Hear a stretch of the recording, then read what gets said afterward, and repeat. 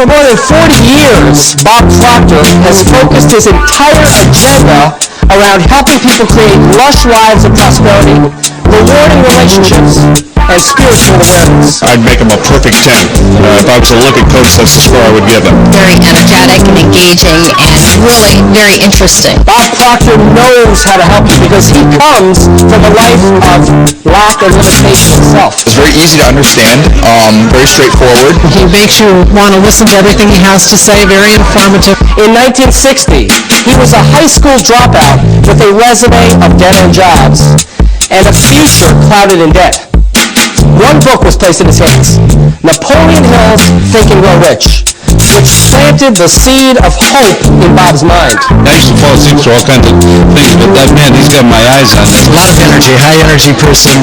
In just months, and with further support from the works of Earl Nightingale, Bob's life literally spun on a dime. In a year, he was making more than $100,000 and soon topped the $1 million mark. I like his style. He's genuine. I like what he's teaching. I like what he's saying. Bob then moved to Chicago to work for his real-life mentors, Earl Nightingale and Lloyd Conant. After rising to the position of Vice President of Sales at Nightingale Conant, he established his own seminar company. He's dynamic, he's very intuitive and two-way, the mind is thinking. Oh, I would rate him definitely as a 10.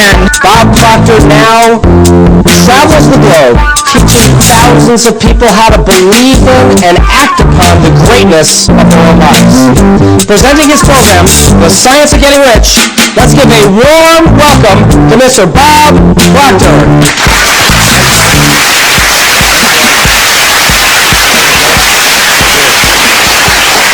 afternoon.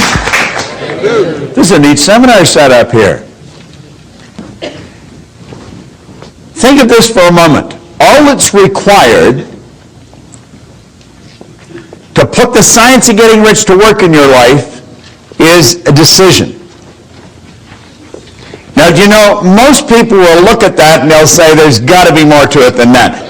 How many of you have been trying to earn a lot of money for quite a long time? How many have difficulty at it? You know, 1% of the population earn about 95 or 96% of all the money that's being earned. And it's a subject that is not taught in school. And when someone comes along and tells you all you have to do is make a decision, we have a difficult time buying into it because we probably worked fairly hard attempting to earn money. Now, I stumbled on this information around 43 years ago. I have been absolutely fascinated with it ever since. It takes up all my days. Some people ask me, what are your hobbies? Just studying this subject. That's all I do. And I have worked all over the world with this, and it doesn't really matter where you go. You can go into different countries, into different cultures. When you get past the culture, people are essentially the same. And I think we all want generally much the same thing. I had a man sit down with me in 1961, and he put an R on the sheet of paper just like what you're looking at there. Then he put 3 letters down beside it. And he said, Bob, let that represent happiness, health, and wealth. And then he asked me if I thought he was a happy guy. And I said, yeah, he seemed pretty happy to me, and he did. He said, have you ever seen me when I was sick? And I had to admit I hadn't. He said, have you ever seen me when I was broke? And again, I had to admit I hadn't. Well, he said, you've got to be one of the most miserable people that I've ever met. And I was an unhappy guy. I was 26. As I look back at it, I think I was an unhappy kid that just grew up and stayed that way. And I believe a lot of people live that way. There's a lot of unhappy people around. I didn't have a terminal illness, but I always had a cold or a headache or a backache or something. And when it came to money, I had a problem. You see, as he said to me, he says, you're striking out in all of these areas. I was actually earning $4,000 a year at the time, and I owed $6,000. Now, you know, that's not an uncommon position for a person to be in. If I took everything I earned for 18 months, nothing to live on, and just paid debt, I would have just broken even. So when you look at that, you know, there's not a lot of hope. I don't think I ever thought I'd get out of debt. It never entered my mind that I could. I never really thought of earning a lot of money. I was just trying to keep the wolf away from the door. The phone would ring every day, tell them I'm not there, or where's the money? And hell, I thought, if I knew where the money was, you wouldn't have to phone me. This was a constant problem. I have often said that you'll be absolutely amazed how much free time you have when you never have to think about money. Do you know that people spend an enormous amount of time thinking about money if they haven't got it? Now, if you have got it, it's a totally different story. And I really believed, I was raised with the idea, if you're going to earn a lot of money, you've got to be really smart. If you're going to earn a lot of money, you have to have a great education. You have to have a lot of experience. But that's not what this man told me. Now, that's the man that I sat down with. His name was Raymond Douglas Stanford. Now, he's been gone for a long time. But that guy made a bigger difference in my life than anyone that has come into my life since then. Now, the little boy that he's holding, I named Raymond Douglas Proctor. That's my son. Now, that little boy today is 6'5". He weighs 240 pounds. And he has no hair. He has 3 little boys that are all bigger than him. So you see, I'm going back quite a ways. But this guy, he really woke me up. He asked me some good questions, and he got me thinking. Now, this is the one thing he asked me. He said, or suggested, and I found this in a book by Vince Rorazzi over here in Philadelphia. He said, to change your life, you have to change your life. Now, that sounds like a play on words. It did to me the first time I looked at it, but that's not a play on words. That is so basic. And it's so misunderstood. Now, we're going to go through 2 parts here. I understand there's a break, so we're going to go to a certain point in the break, and I'm going to share some ideas with you on what can be done, and then after the break, I'm going to show you exactly how to do it, because it's an inside job, and we're forever trying to change things outside, and that's not where it's at. We keep gathering information, and it doesn't do it. I would imagine that most of you have been to a lot of seminars. I would imagine that most of you have a pretty fair collection of self-help material, books and CDs. Michael was talking about people coming to these all the time, and I said, well, that's the way I am. I've been coming to them. I'm a seminar junkie, and I've been that way for 40-some years. And I just can't seem to get enough of it. I think once we get hooked on the idea of developing ourselves, we never get away from it. And the people that are not hooked on the idea, they think we're a little crazy. But I wouldn't want to live in the world they're living in. Do you know, back in 1970, I had the pleasure of being on a program in Chicago with just an incredible man. He wrote a book called The True Believer, Eric Hoffer. And he said something on that program that stuck in my mind. He said, in times of change, the learners will inherit the earth, while the learned find themselves beautifully equipped to deal with a world that no longer exists. Now run that through your mind for a couple of minutes. In times of change, the learners will inherit the earth. I took that to be metaphorical, that we'll be happy, healthy, and prosperous, while the learned find themselves beautifully equipped to deal with a world that no longer exists. You see, there's no such thing as a learned individual. There's no such thing as an educated individual. That's a misnomer. We're either learning or we're not. Napoleon Hill talks about education coming from the Latin educo, meaning to educe, to develop, or to draw out from within. So you see, we don't even have to get anything.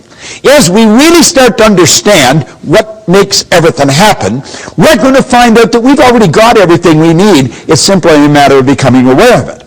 And so Ray suggested this to me, and then he introduced me to the book.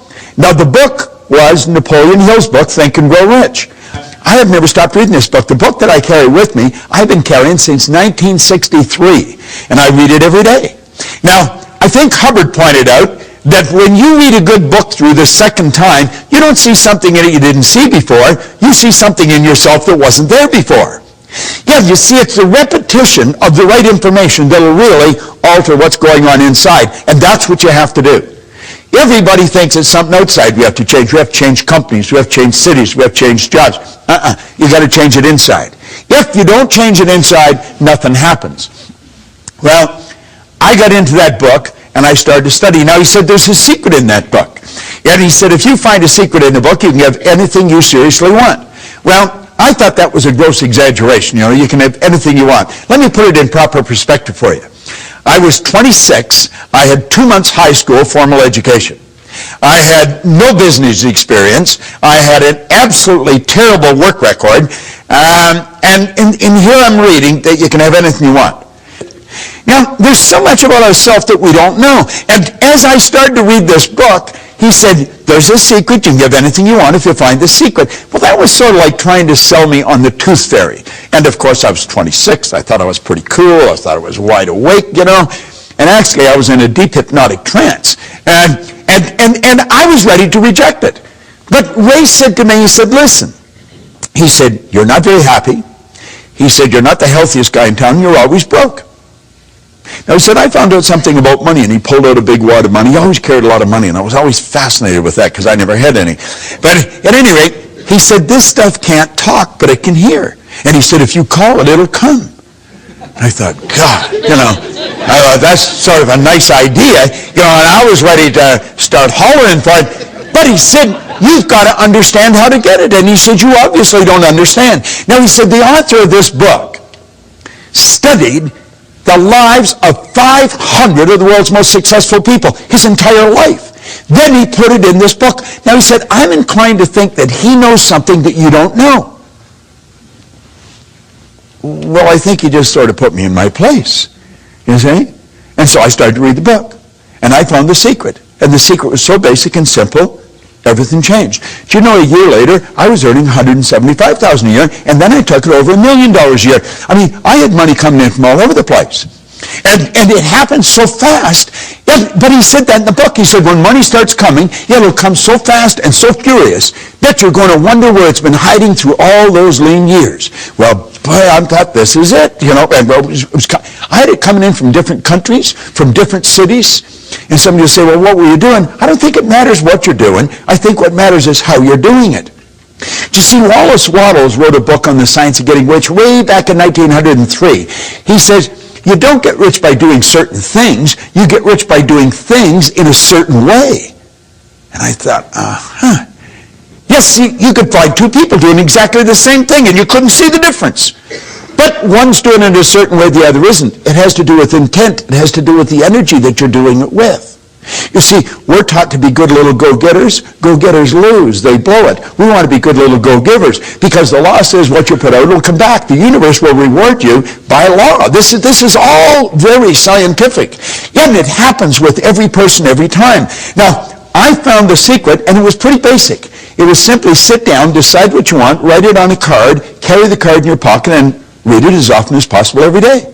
So I wrote on the card that I wanted to have in my possession by New Year's Day of 1970. I gave myself a decade to do this deal. $25,000. I really didn't believe it would happen. But you know something? I kept reading it. I don't know why, but I kept reading it. I did exactly what the author said. I kept reading the card. And I kept reading it, and I kept reading it. Now, because I kept reading it, I started to think of earning money. Prior to that, I was thinking of debt. If you had asked me, I would have said I was thinking of earning money. I wasn't. I was thinking of debt. If your goal is to get out of debt, I guarantee you'll probably be in debt till you die. Because we become what we think about. Yet whatever you think about, you attract. You literally magnetize yourself to it. That's all I was ever thinking about was debt. But I started to think of earning money. Somebody said there's good money cleaning floors. So I said, I'm not proud. I'll clean floors. Well, I started to clean one office. Then I got another one. Do you know in less than 5 years, I was cleaning offices in Toronto, Montreal, Boston, Cleveland, Atlanta, London, England. The thing took off like a rocket. Now, what really changed? I think something inside shifted, but I didn't know what it was. And I bought this book and I was giving it to everybody. And nothing happened in their life. Then I got into Earl Nightingale's condensed narration of the book. And I would drive around with a portable battery-operated record player, and I would keep playing that record over and over and over again. And everybody was starting to wonder about me. Proctor's listening to this guy talk to him, and he's saying the same thing because it's on a record. I mean, he doesn't change the story. And I'm listening to this, and I'm reading the same book. I was starting to wonder about myself. But everything just kept changing, kept changing, kept changing. And I'd give the record to people, and I'd give the book to people, and nothing happened. So I reasoned that someone had to know why I changed, and they've either written it in a book or they're talking about it. So I made up my mind I would read every book that was ever written if I had to, but I was going to find out what happened to me. And I have never stopped studying. Now, some of what I found out, I'm going to share with you. And since Michael is trapping this on a DVD, you'd be wise to get it and watch it over and over and over again. No, seriously, because what I'm going to share with you is probably the most valuable information you could ever lay your hands on. And I often mention I've got license to brag about everything I talk about because none of it's mine. I have just gathered this information from some of the wisest people in the world, and I have been absolutely obsessed with trying to figure out why we do what we do. And, of course, you don't even have to be too quick. If you study the same thing for 40 or 50 years, I mean, you're going to start to learn something about it. So that's what we're talking about. Now, I want to suggest that you make up your mind you're going to get in what we call the success zone. It's a way of thinking. Now, get this. If 95, 96% of the population are blowing it, if 1% of the population are earning about 95% of all the money, you're not going to get a whole lot of people agree with what you're doing. Most people are going to look at you kind of strange. What are you going there for? You went there last month. What are you listening to that for? You listened to that before. What are you reading? What do you read the same book over and over for? They don't understand. And you see, they're advertising their ignorance by the questions they ask. When we get into the success zone, everything in our life starts to change. But understand this, you're going to be a bit of an oddball. You're out of the box. You're not one of the masses. And when you get out of the box, your whole world starts to shift. So as we go through this, let's think. Let that little yellow dot on the screen represent your level of awareness. This represents your level of awareness. This is what you're aware of. Now, everything you've got in your life, everything, your relationships, your money, everything, is an expression of your own level of awareness. See, people that earn $50,000 a year are not earning 50 because they want 50. People are earning 50 because they're not aware of how to earn 150. People that are suffering from headaches, they're not suffering from headaches because they want to suffer from headaches. They're suffering from headaches because they're not aware of how to eliminate the headache. It's their head. They made it ache. They can make it stop. So you see, it's awareness we're after. Now think of this. If that little dot represents our awareness and it's responsible for everything we've got in life, just think of how your life could change if we magnify it just a little bit. I mean, everything would start to change. Our relationships would change. We would be healthy. We would live in healthier bodies. We would know more people. We'd earn more money. We'd be able to do more interesting things. And if we just increased it a little bit more, everything starts to shift. Well, I've been living this way now for 40 years. It's absolutely fascinating. I celebrated my 70th birthday last week. I got more energy than most people, 20. I have absolutely no intentions of slowing down. People should say, you should slow down. That's a bunch of crap. We should speed up. We've got more power. You know, the most erudite scientist alive can't even guess at what you and I are capable of doing. No one knows what we're capable of. All the power is omnipresent. That's within you, within me. Slow down. We're just starting to warm up. What we want to do is calm down. You can go at warp speed and stay very healthy if you stay relaxed. And that's really the secret. Now just imagine we expand our awareness a little more. Do you know what this program is doing for you today? It's expanding your awareness. That's what the program is all about. Every time you come to one of these programs, your awareness is widened. Your world starts to change. You think, oh yeah, that's pretty interesting. And it just keeps getting bigger and bigger and bigger. Our awareness keeps changing. You know that no one knows how much money you're capable of earning. No one can even guess at what you're capable of earning. We want to become aware. We're like we are because we're not aware of how to do it better. We know how to do it better. Every person in this room intellectually knows how to do a better job than they're doing. Everyone in the room knows how to earn more than they're earning, but they're not doing it. You see, having the knowledge is not the deal. Having the knowledge, I remember when I was a kid, a school teacher would say to me, Bob, why'd you do that? And I'd say, I don't know. What do you mean you don't know? You know better. I know. Why'd you do it? I don't know. I was in the Navy. Every commanding officer, Proctor, why did you do that? I don't know, sir. What do you mean you don't know? You know better. I know. Why'd you do it? I don't know. You see, I didn't know why I was doing things. Do you know that we do things that we don't want to do? It gives us results we don't want to get. But we do them anyway. Do you know what addiction is? It's never getting enough of what you don't want. Again, a lot of people are addicted to results that they don't want.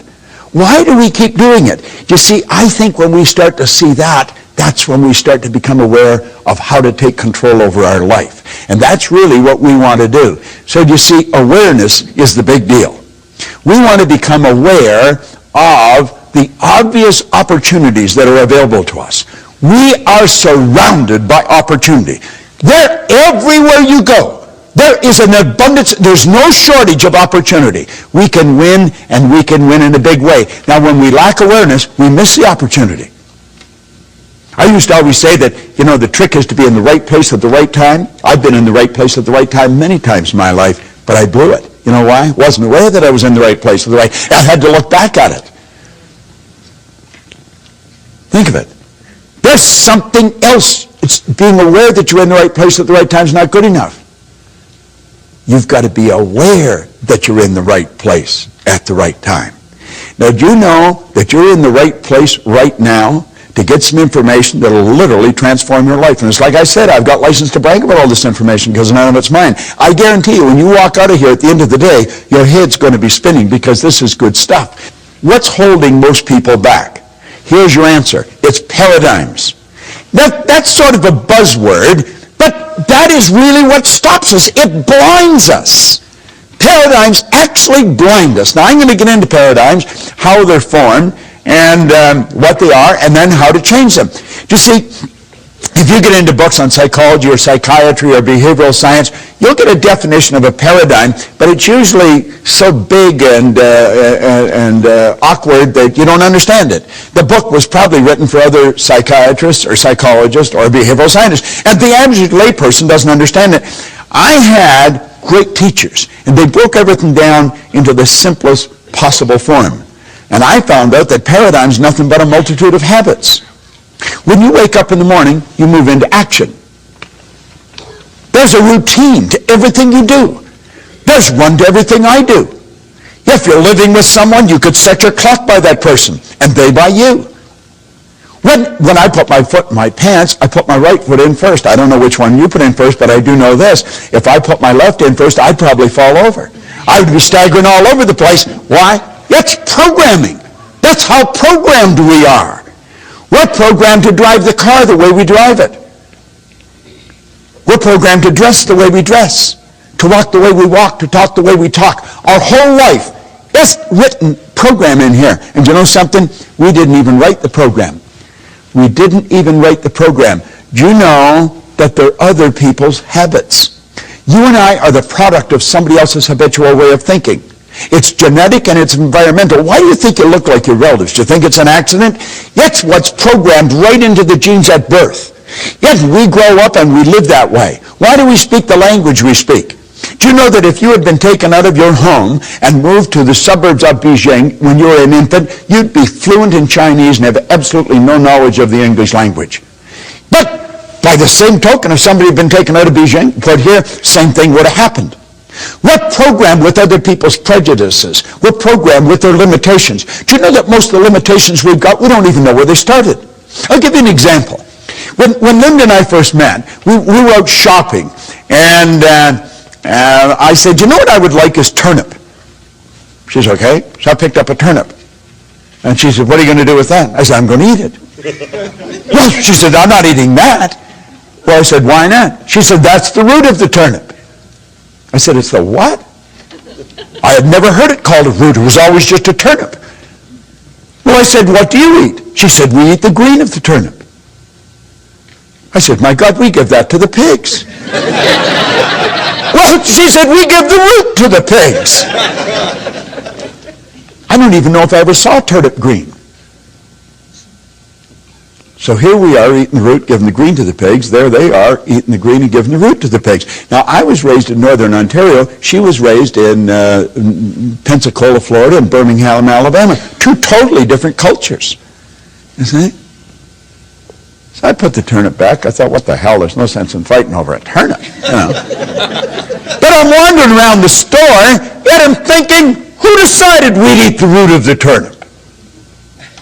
I don't think my mother woke up one day and said, we're going to eat the root of the turnip. I wonder why she ate the root. I don't think her mother did. And then I started to think, I wonder how far back in our family I'd have to go to find out who decided we would eat the root of the turnip. How far back I'd have to go in her family to find out who would eat the green of the turnip. And then I started to think, it really doesn't matter. But the principle behind this is huge. Because, most of our habits are like that. They really are. Now think of this. What do most people do when they begin to have financial trouble? This is paradigm talk that I'm dealing with here. What do? I'll tell you exactly what they do. They lower their standard of living to meet their income. That's a bad idea. That is a terrible idea. Timidity is not a strategy for the new economy. We're living in a new economy. Remember, you cannot move forward when you're cutting back. Yet why do we do it? We're programmed. That's what we were taught to do. Everything else is being irresponsible. Well, let's think of this for a moment. Successful people take their income up to meet their standard of living. Do you know why? They understand how to do it. And if you don't understand how to do it, you're in bad shape. But when you do understand, you don't need to cut back. Never need. I've been working pretty closely with a fellow. In fact, we just come back from Europe. We were over all through Germany and over into Finland. And he had had a bit of trouble with money here just within the past year. And he was put his house up. He was going to sell it. He said, what the hell are you selling your house for? Well, he said, I can't afford to keep it. I said, you can't afford to sell it. I said, you got to make a decision right now. Do you like the house? Yeah, I don't want to sell it. Then don't sell it. Just figure out how to earn more money. And so the two of us got working on it, and his problem was solved. It was simply a decision. Well, that's all we need. See, we're living in a new economy. The economy that you and I were raised in, that's not the economy we're living in anymore. It's a totally different world we're living in. But we're still operating with all the old habits. Now, Gates said one thing is clear. We don't have the option of turning away from the future. You don't have that option. No one gets to vote on whether technology is going to change our lives. It's here. This is the deal. You either fall in line with the new rules or you're going to lose. It's that basic and it's that simple. There's nothing complicated about it. You see? Now, here's three great questions. You want to remember this because this can change your life like night and day. It's so basic and so simple, you could miss it. One, what am I doing? What am I doing? Number two, what works? What works? Number three, what doesn't work? Now, when we've analyzed this, let's make up our mind that we're going to stop doing what doesn't work and take all that energy and that time and put it into what does work. Do you know if that's the only thing you got out of this entire meeting this afternoon, it could be worth millions to you. Literally millions. I picked this up. I don't know if I heard it or I read it, but there was a man who had an engineering company. He did about $10 million a year. It wasn't a big company, but it wasn't a corner store. And he died. His wife had nothing to do with the business. She never went around the business. So everybody just assumed when he died, she would sell the business. But she didn't plan to sell the business. After the funeral and things slowed down, she went into the company and she called all the heads of departments in, and they're the three questions she asked. What are you doing? What works? What doesn't?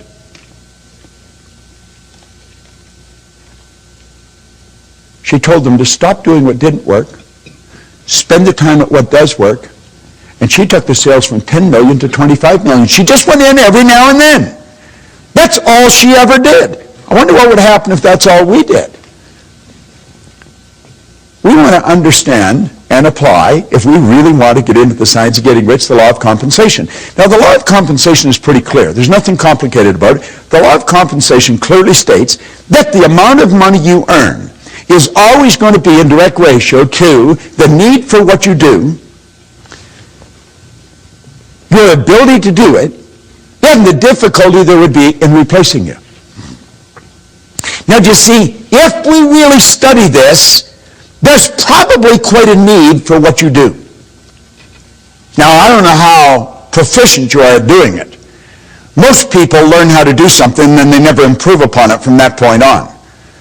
Once we learn how to do it, we just keep doing it at that level. That's why most people read at a grade 7 level. They never learn how to improve upon it. You see? The third one, the difficulty there will be in replacing it. So you see, if you analyze this, you're going to realize that if you just focus on number 2, number 3 is going to take care of itself. Number 1's already taken care of. There's probably a great need for what you do. Now, if we become very, very good at what we do, just keep perfecting what we do. If we sell, let's really learn how to sell. Keep getting better at it. You would become very difficult to replace. Now, I've always felt for salespeople, and I would imagine quite a few of you are in sales, you want to learn to master your presentation. Most people make a terrible sales presentation. Just absolutely terrible. That's why they don't do very well. I have gone into companies and watched sales go up by hundreds of millions of dollars, and we tell the people not to work as hard. See, we've got the idea in our mind, if you're going to earn more, you've got to work harder. Bad idea. Now, think of this for a moment. I want you to think about your financial success. And don't think for a second that you can't change it. You can change it. You can change it dramatically. But really think about your financial success. You see, these meetings, these seminars, they can change your financial success like night and day. There's nothing that'll do it better because it's information that we're getting about ourselves.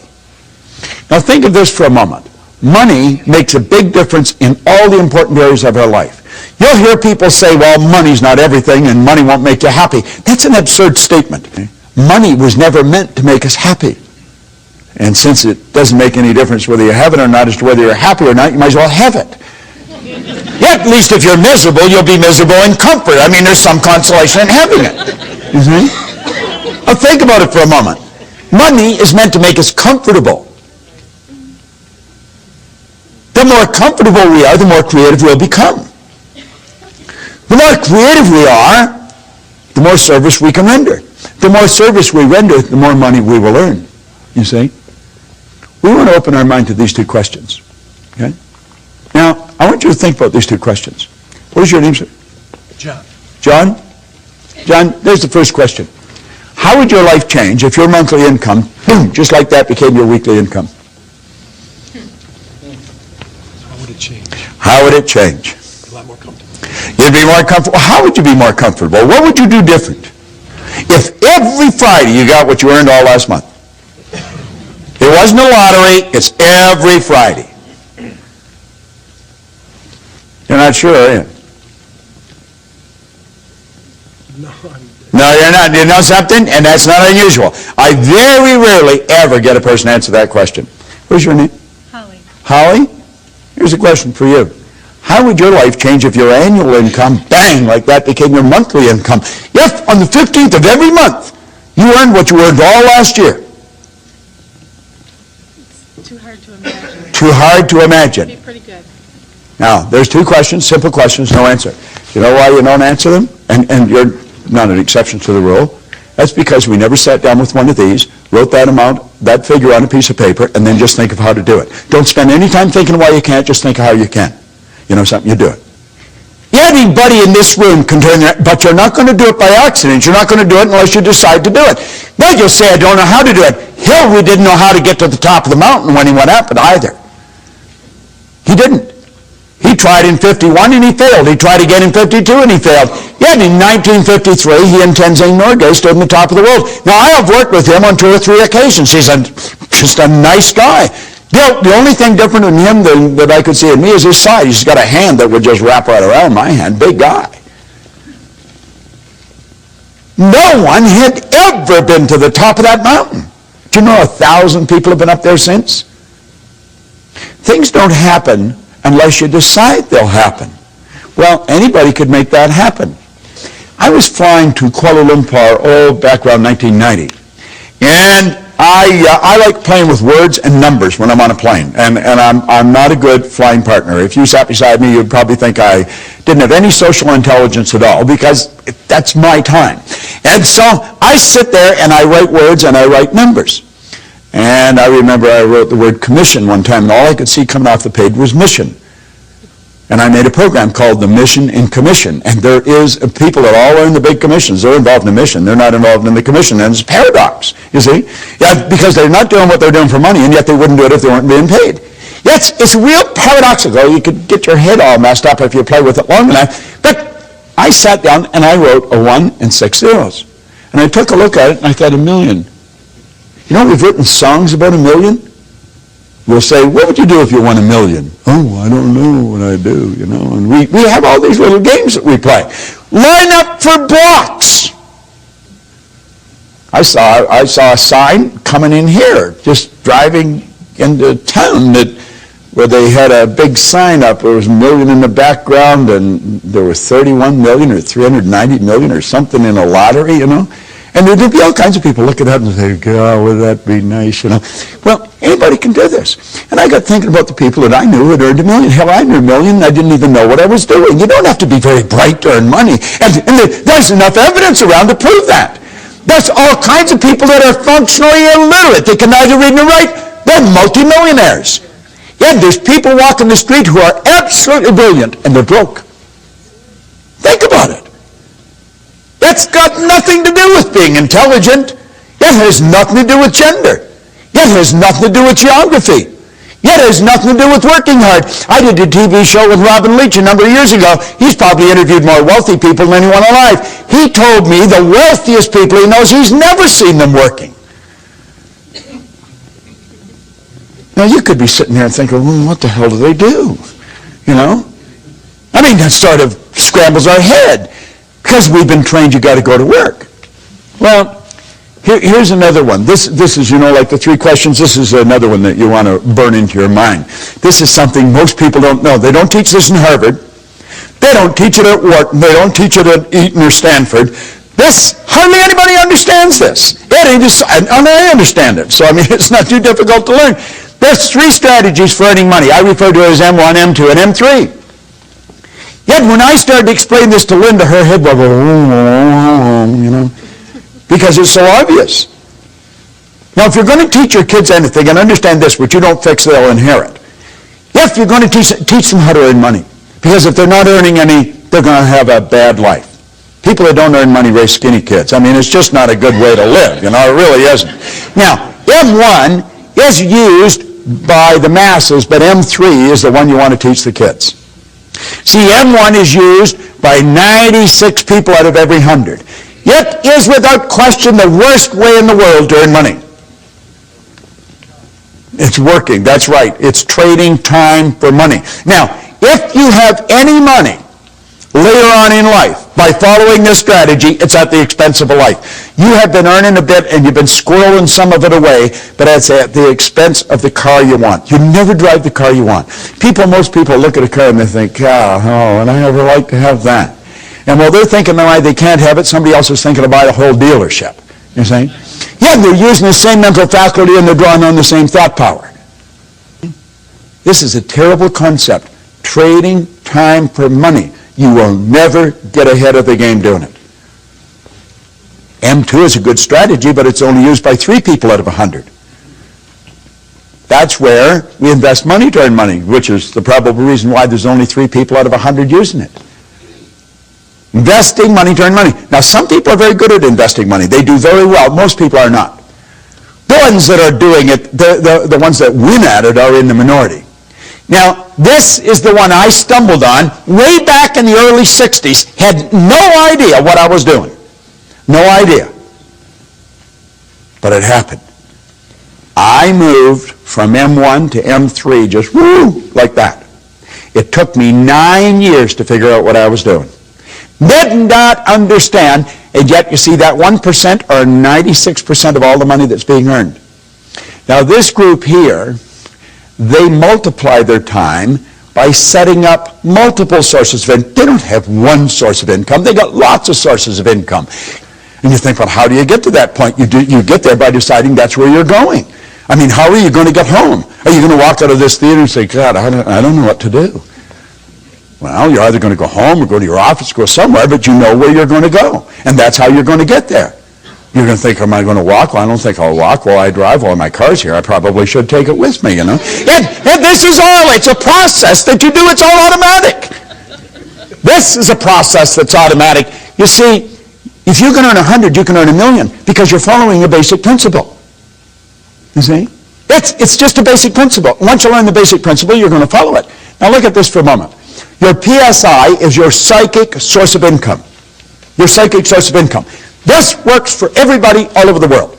See, we should have a psychic. That's what we work at. We wake up in the morning and we start doing what we absolutely love to do. I always find it amusing that I can be so well paid doing what I love. I love doing this. I absolutely love it. Yeah, and I earn ridiculous sums of money for doing it. But I'm doing what I really love to do. That's what we should do. We should all do what we love. It's a psychic source of income. We can earn all the money we want. We can stay healthy. We don't need to react. See, if you do something, I react to it, you're in charge of me. The second you react to situations or circumstance or other people, they're in charge of you. So here you are, the only life you got, and it's a relatively short one, you know, and we're putting other people and things in charge of us. We're bouncing around. Our head is like a ping pong ball. That's the way many people live. It's no wonder their body's breaking down. This damn thing is in such a chaotic vibration, it has to break down. It's just a mass of molecules, and you should keep it in the right vibration. To improve your performance, you have to follow the ancient advice, know thyself. Ray Stanford asked me, he said, do you know who you are? I said, do I know who I am? Yeah, I know who I am. I'm Bob. No, he said, that's who you think you are. That's not who you are. He said, Bob and Proctor are just two words. That's your name, but it's not you. I said, what? Well, he said, you're not your name. I'm not my name. Well, that makes sense, doesn't it? I'm not my name. Okay. I said, well, this is me. No, he said, that's your body. You've never heard anybody phone into work and say, body's not coming in today, it's sick. You've never heard anyone say, am hand or am leg. We say, my hand, my leg, my name, my body. These are all things we have. He said, your results. Now I knew I was in trouble. I was 26, I was unhappy, I was sick, I was broken, I just found out I was lost. I didn't even know who I was. You see? Well, if you're going to know yourself, if you're going to change your life, you've got to change yourself. If you're going to change self, you have to know who self is. Now, think of this for a moment. You and I have infinite potential. Now, I said before, I don't know how much infinite is. I just know it's a lot. It has no beginning and no end. That's the potential we've got. We've got all of this power, yet if you watch the way most people live, you would think that they were just about out of juice. A lot of people, when their heart stops beating, it's going to be a formality. I mean, they just sort of sit. They never really get it going. Yet we have infinite potential. We're dealing with something pretty big. If we're going to find out something about ourselves, we have to look at this. You say, this is over my head. No, it's not. I teach this to kids. I got it. This all tied into the science of getting rich. Rich resources are lying dormant within us. Let's look at it a different way. You see? You and I are spiritual beings. There's only two sources of reference to go to find out anything about ourselves. One's science and the other's theology. You'll hear people say they're having a spiritual experience. They're not having a spiritual experience. They are spiritual. They're having a physical experience. We're spiritual beings living in physical bodies, and we've been gifted with an intellect. Most people really don't understand that part, but that's where the power lies. All right? And our emotional state is going to be determined by how we use our intellectual factors. Andrew Carnegie told Napoleon Hill, he said, any idea that's held in the mind, that's emphasized, that's either feared or revered, will begin at once to clothe itself in the most convenient and appropriate physical form that's available. You see, Dr. J.B. Ryan said the mind is the greatest power in all of creation. Very few people understand it. If you go on our website, you just go to bobproctor.com, you'll see a quote there by Dr. John Mike, a psychiatrist from Florida. He said, I taught him more about the mind in 1 year than he'd learned in 4 years of medical school, 5 years of psychiatric training. And what I taught him was just what a Dr. Roeder taught me. I was always amazed by that. I thought, what do they teach you in medical school? You know, and what we're doing is getting in at the non-physical side of ourselves, and that's where all the power lies. It's a beautiful concept as we start to understand it. What do we need? We need understanding. You really want to change your income, you've got to change your understanding. Now, there's only two things you have to know to really make things happen big in your life. Number one, you have to know where you are, and number two, you have to know where you're going. Now, you see, most programs get you focused on where you're going. That's very important that we have a goal. You've got to know where you're going. But what happened to me that was totally different is Ray Stanford got me to focus first on where I was. He got me to look at what I was doing with my life, got me to take responsibility. He said, your results aren't bad and they're not good, they're just results. Nothing's bad or good except our thinking makes it so. He said, you have to ask yourself, are those the results you want? And I said, no. Well, he said, if you will pay attention and you'll do what I suggest, I can show you how to change it. You see? And my whole life started to change. Most people get us focused on the goal. If we don't know where we're at, we're not going to... Let's suppose we all bail out of a plane and safely land somewhere on the planet. Our objective is to get to this room. Now, we know where this theater is. We know where this room is. Our problem is we don't know where we are. Now, let's say it's overcast. We'll build a ridiculous situation. It's overcast. There's no street signs. There's no wind. There's no compass. There's no map. There's no people. But we know we're on the north. I mean, we could be in Milwaukee heading towards the Canadian border. We could be in Los Angeles heading towards Tijuana. You could be in Atlanta heading towards Miami. We could be right outside this theater and walk away from it. If we don't know where we are, it won't matter where you're going. So you see, we've got to take a good, honest look at ourselves. What am I doing? What works? What doesn't? Who am I? And as we really get a grip on this, everything in our world will begin to change. Now, I'm going to run through this very quick, and then we'll have a break, and then I'm going to come back and I'm going to show you some simple things about the mind and how to make the shift that you want to make. You see, what we're seeking always is greater awareness. We're always wanting to raise our level of awareness because our results are an expression of our level of awareness. And the only way to improve results is to increase our level of awareness. All right? Now, effective goals inspire us to move to increasingly higher levels of awareness. Now here, yes, what you'll find that people say they want greater health, happiness, peace of mind. All these results are the result of a higher level of awareness. So it's awareness that we should be seeking. We want to raise this and everything else starts to happen. It happens like unadulterated magic. That's what happened to me and I couldn't understand it. Now there's a basic law that said everything in life is either growing or dying. It's either create or disintegrate. So you're never going to stay where you are. Your results are going to get better or they're going to get worse. It's create or disintegrate. No one stays where they are. Now the truth is, I think most people get a little better and a little worse. A little better and a little worse. When they get a little better, they're forcing it. But force negates. You see, there's something inside of you that's urging you to grow. This is the spiritual side of our personality. It's the essence of our being. And spirit's always for expansion and fuller expression. There's something in you that wants you to grow. If you run, you want to run faster. If you jump, you want to jump higher. If you sell, you want to sell more. This is good. It causes dissatisfaction. Dissatisfaction is a creative state. My grandmother pretty well raised me, and she taught me that I should be satisfied with what I've got. Grandma was wrong. I should be happy with what I've got, but never satisfied. It's dissatisfaction that gave us the incandescent light. It's dissatisfaction that gave us air travel. It's dissatisfaction that gave us the internet. All those things were always here. People just became aware of them. The way to fly an airplane was always here. We can go all over the world now. We're not a long ways from anywhere. We're only a short period of time away. But while there's something inside wanting us to grow, there's something else that's trying to stop us. And that's the old paradigm. Now, after the break, I'm going to show you how that paradigm is formed and how we can change it. Yet it's just like magic. And when you do, your whole life changes. Everything in your life changes. Just no question about it. Now, you've got the one side that wants you to grow and the other side that doesn't want you to grow.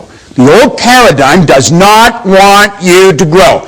Anyone that has smoked and quit smoking, I used to smoke. I quit years ago. But I remember it wasn't an easy thing to do. It was not. Why? Because it was a habit. Habits are not easy to get rid of. Habits are ideas that are fixed in here that control us. Many of you have gone on diets. You want to lose weight. I'll just toss something in for your benefit. When you lose something, you're programmed to do what? To look for it. Get rid of the idea of losing weight. Release it. Release it.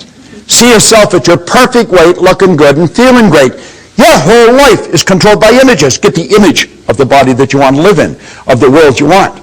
Quit trying to lose weight. Just release it and see yourself where you want to be. Now, goals determine which side wins. The goal must be something you really want. Towards the end of the program today, I'm going to show you the difference between going after what you know you can do, what you think you can do, and what you want. And I'm going to show you why most people never go after what they want.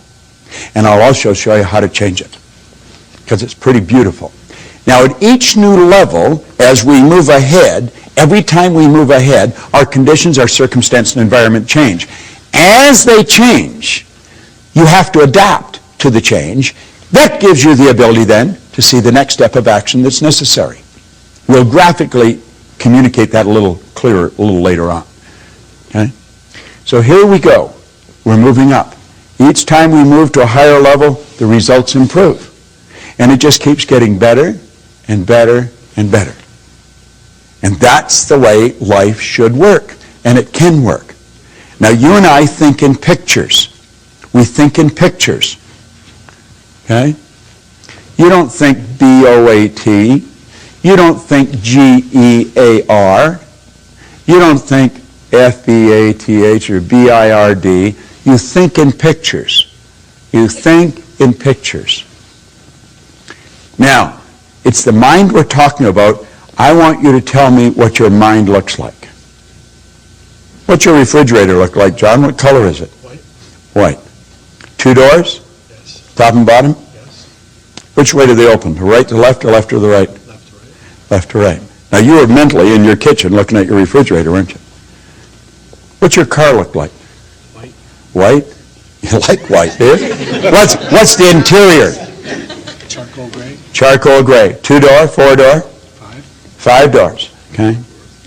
You've got the picture of that in here, haven't you? Tell me what your mind looks like. Gray mush. Gray mush. Now you're doing what probably a lot of people are doing. How many saw the brain when I asked you to think of the mind? Hold up your hand if you did. See, there's a whole lot of people doing the same thing. But your brain is not your mind, John. And your brain is not your mind. Your brain is an electronic switching station that enables you by using certain cells in your brain to alter the vibration that this body's in. The brain is an electronic switching station. No one has ever seen the mind, and that is why most people have such great problem. Because we think in picture. Now, when there's no picture, John, there's confusion. If there's confusion inside, you can make book on the fact there's going to be confusion outside. As we bring the picture to our mind, we bring order to our mind. What did Solomon say? Where there is no vision, the people will perish. Where there's no vision, there's no order. Where there's no order, there's no growth. Well, when you come back, I'm going to give you a picture to work with. And that is what changed my life as much as anything. As I started to see how to work with my conscious and subconscious. Do you know certain things about your subconscious mind? Because you've read about them, you've heard about them, you listened to it on tape. But without a picture, it's just words. You see, when I asked you to think of your car, John, I activated vocal cords. I made a sound. It's called language or words. It was actually a light message. Your hearing sense picked up that light message. It was rifle-fired down a nerve passageway in your body. It struck a group of cells in your brain that sound resonated with, all electrical. Those cells increased in amplitude of vibration, and the picture that was in them flashed on the screen of the mind, and you saw the white car and the charcoal gray interior. When I asked you to think of your refrigerator, light message struck those cells in your brain, picture come on the screen of the mind. When I asked you to think of your mind, you saw your brain. And yet your brain isn't your mind. Your brain is in your fingernail. It's in your kneecap. And you know something? You'll never enjoy health if you're not able to get a picture of the mind. You'll never enjoy health. Because good health is when a body is in a good vibration. It vibrates in harmony with God's laws. Most doctors do not understand this. We have taught this to a lot of doctors, and it changes their practice like night and day. It'll change your communications. If you're in sales and you don't understand the law, you're on a hit-and-miss basis, and it'll probably be more miss than hit. When you understand the law of vibration, you're going to understand that you're transmitting through the medium of the molecule pictures into the other person's mind. And you want to put pictures in their mind that are favorable to them if you want them to be favorable to you. I want you to think now of what we're talking about here about pictures, about thinking in pictures. If you're going to rearrange the furniture in your room, you get the picture of where you want things, and then you move the furniture there. Everything we do it in our mind first. When we don't have a picture, we have confusion. If you try and get two pictures in your mind at the same time, you're in a confused state. So, when we start thinking about ourselves, and we realize we're spiritual beings, we live in a physical body, we have an intellect, that becomes a bit of a problem. How do you see that? How do you get all that? And it becomes too confusing, so we stop thinking about it. Now, this is what I call a magical graphic. This is the genie. This picture, or this drawing, was made by a Dr. Thurman Fleet in San Antonio, Texas, back around 1934. He realized, if we take this back a bit, that most of the healing arts dealt with the physical. If you're treating the physical, you're treating a symptom. You're not treating the cause of the problem. A lot of people are into holistic healing today. That's heal the whole person. And he knew that they had to be healed spiritually, intellectually, and physically. And he knew that there was a problem because of thinking in pictures, and that's when he came up with this concept of the mind. Now, when this was first explained to me, it took me a while to really grasp it, because I was getting it confused, different things. So if you look on the inside of the sheet that we give you, you'll see the drawing there, and we'll fill in some of the blanks for you. I let this drawing represent me. If I think of me, I think of this drawing. If I think of the drawing, I think of me. I see my head as my mind and everything else, the neck down from the body. Now, I'm well aware that that's not the way the mind is. Mind is movement. Body's the manifestation of that movement. But since we think in pictures, this is an excellent one. I see the top half of my head as my conscious mind. The bottom half is the subconscious, and of course, the body's the body. Now, it's the mind that controls the body. The body is like a dumb terminal. It will do whatever the mind tells it to do. It can only do what the mind tells it to do. When there's something wrong in the body, you can rest assured there's something wrong in the mind. When you see a rash break out in the body, and we say it's an allergy, you know that there's a problem in the subconscious mind that's expressing itself. All right? It's a fixed concept, and it can be altered. I always say dermatology is the best form of medicine to go into, because your patient rarely dies and they never get better. So you just keep saying, try this and come on back for more. Now, the conscious mind is your thinking mind. This is the part of you that you have the ability to think with. Your subconscious is your emotional mind. Your emotions are controlled by the thoughts that you entertain. You choose your thoughts, and you think in pictures. You impress the thought upon your subconscious, and that causes you to feel the way you feel. Now, actually, the feeling is conscious awareness of vibration that the body's in. Because whatever is impressed upon the subconscious controls the vibratory rate of the body. The body moves into action, and your actions produce your results. Now, you see, it's the results that most people are trying to change. The results are something outside of us. Now, what we're talking about is the mind. All right? Now, James Allen said, until thought is linked with purpose, there's no intelligent accomplishment. Just the information isn't going to do it. You've got to have a purpose. You've got to have a purpose that is so big, so all-encompassing. That's why you get up in the morning. That's why you go to work. Now, your vision is how you're going to execute your purpose, and your goal is how you're going to execute your vision. But you want to get this little book by James Allen. It's called As a Man Thinketh. It's a little book. It was written in 1903. It is a classic. We have a coaching program, and I coach people a year at a time in this coaching program, and one of the first things I do, I send them this book. I send them that one, and I send another one to them. One is to get them out of the box, to get them to think very big, and the other one is to cause them to monitor their thinking. And as you get into thinking, as a man thinketh, you'll start to monitor your thinking. We've got to become aware of what the heck is going on here. Earl Nightingale used to say if most people said what they were thinking, they'd be speechless. And I'm inclined to agree with him. You see, we don't want to mistake mental activity for thinking. But at any rate, let's start again. And we'll say, there is the mind, and we'll break it into two parts. Now, this is where it starts getting interesting. I was looking for this book, and I'd left it on a chair over here. If you're sitting on that, you've got some great energy flowing through you, I'm going to tell you. Now, I have been carrying this copy with me since 1963. You can see I've had it for a while. Now, in here, he said that an educated person is not necessarily a person with an abundance of general or specialized knowledge. And the educated person is a person who has so developed the faculties of their mind that they can acquire anything they want or its equivalent without violating the rights of others. How many of you know what the faculties of your mind are? Let me see a show of hands. 1, 2. Isn't this amazing? Hardly anybody knows what they are. How many people have a perfect memory? Just me? How many people would like to have a perfect memory? Now, you see, I want you to just look around. The audience is from different walks of life, different ages, different gender, and yet nobody had their hand up for a perfect memory. Do you know that every one of us has a perfect memory? Do you know I could teach you how to memorize this book? There is no such thing as a bad memory. There's only weak memories. Memory is an intellectual factor. And you develop your memory the same as you develop your body, through exercise. If I put this arm in a sling and left it there, I think you know in a relatively short period of time, it would be rendered useless. If at the same time I was lifting weights with this arm, I'd have big, powerful muscles here. Now, it's fairly obvious I haven't done either of these things, but if I had, you know exactly what would happen. It's the same with our mind. What happens? People going around, I got such a rotten memory. You don't have a rotten memory at all. You have a perfect memory.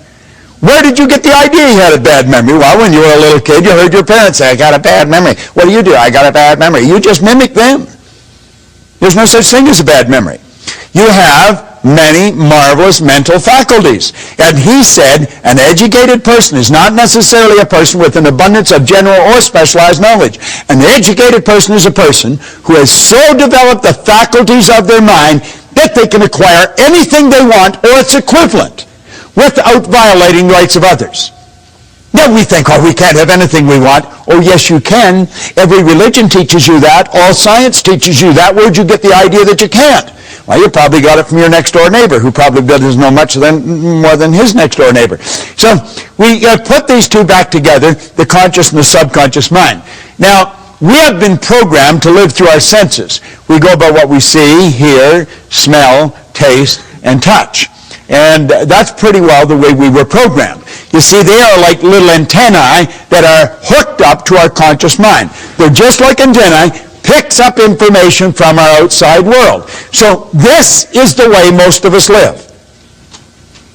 We look at our bank account, that tells us where we're at financially.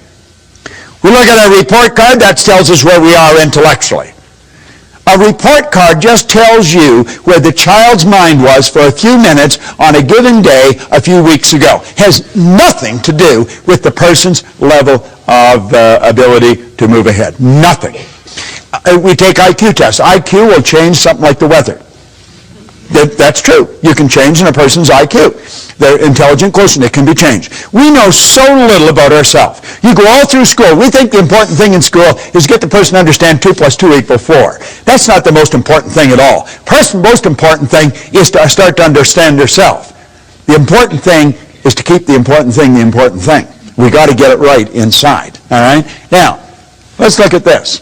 We have what we call the intellectual mind. Now, there's one of your intellectual factors, perception. Let's look at this for a second. What is your name, sir? Mike? Mike? I'm going to tell you there's nothing printed on this book, Mike. Am I right or wrong?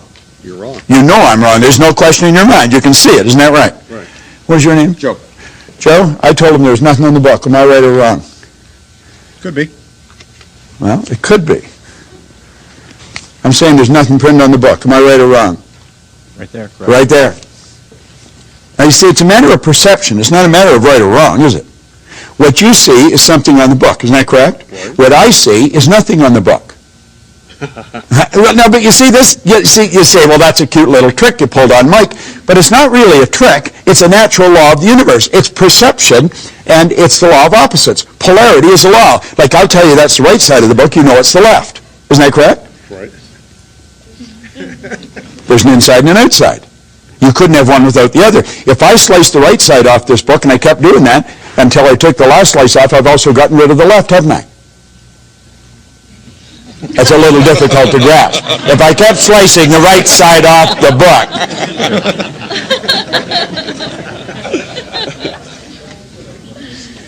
You see, most of us have a perception problem. When we say, I'm right, you're wrong, you're right from your point of view, they could be right from their point of view. So it's not a matter of what's right or wrong, it's what works.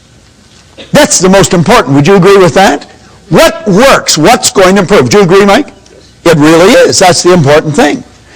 Now, take a look at the next one. Oh, back that up. Is the will. The will gives us the ability to concentrate. All right? The will gives us the ability to concentrate. I've got a couple of statues of Napoleon in my home. And I think that I have them there for a reason. He reminds me of what I do and what I don't want to be like. Napoleon had a very powerful mind. I don't think he was a very nice guy, but a very powerful mind. One of his biographers called him organized victory. Another one said he had immense capacity for sustained concentration, highly evolved will. The will gives you the ability to hold one idea on the screen of the mind to the exclusion of all outside distractions. The will is what you use when you concentrate. And through concentration, you increase amplitude of vibration. Your energy is more powerful. Okay? Now, the imagination, he'll say it's the most marvelous, miraculous, inconceivably powerful force that the world's ever known. And we've all got one. Let's start using it. Now, we take memory. Memory's perfect. We know what the memory is. It's a matter of developing. Now, your intuition. What is your name, sir? Mike. Mike. All right. Let's think of this. This is Mike's body here. This is not Mike. Would you agree? Have we ever met, Mike? No. We have never met. Well, if I tell them about you, will you tell them if I'm right or not? Sure. All right, now I want you to think of this for a moment. Mike's body is a molecular structure. It casts off a ray of energy. The energy is so powerful coming from his body that it'll penetrate a film, penetrate a camera, and you can actually photograph it. Now, as Mike changes the images in his mind, the density and the color of that energy will change. You have been given an intellectual factor called intuition, and it enables you to pick up that energy and read it. Mike operates dominantly from the left hemisphere of his brain. He has a persistent streak in him about as wide as this building. If you're married, your wife would say you're stubborn. Now, he also has another side to him. He's very extremes. You've got a shy, sensitive side to you.